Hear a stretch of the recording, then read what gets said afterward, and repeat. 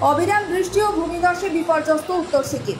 গতকালই বিপদসীমার উপর দিয়ে বইতে শুরু করে তিস্তা। এদিন জলস্তর আরও বেড়েছে। রবিবার সকালে চুংথাং বাঁধ প্রকল্পের মান নিয়ন্ত্রণ ল্যাবরেটরি ভেসে গিয়েছে। তিস্তার জলোচ্ছ্বাসে পাথর ও কংক্রিট ধসে ফিডাং বেলি ব্রিজ মারাত্মকভাবে ক্ষতিগ্রস্ত হয়েছে।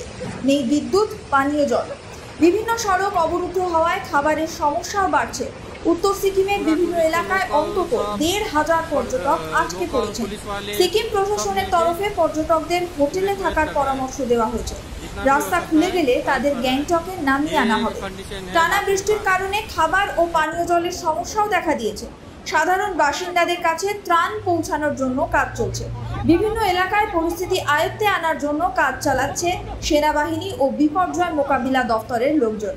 সিকিম প্রশাসন সূত্রে জানা গিয়েছে, শনিবার সন্ধ্যায় ধস সরিয়ে লাচুংয়ের রাস্তা পুনরুদ্ধার করা সম্ভব হয়েছে। তবে চুংথাং থেকে শিপডিয়ার এবং সাংক্লাং হয়ে ফিদাং যাতায়াতের রাস্তাটি একাধিক ভূমিধসে অবরুদ্ধ। শনিবার বিকেল থেকে মোবাইল পরিষেবা চালু হয়েছে।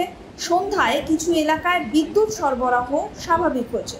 গত বৃহস্পতিবার রাতে লাচেন লাচুং মহাসড়কের মুনসিথাংয়ের কাছে পর্যটক বোঝাই গাড়ি ১০০০ ফুট গভীর খাদে পড়ে তিস্তায় গড়িয়ে গেলে একজনের মৃত্যু হয়।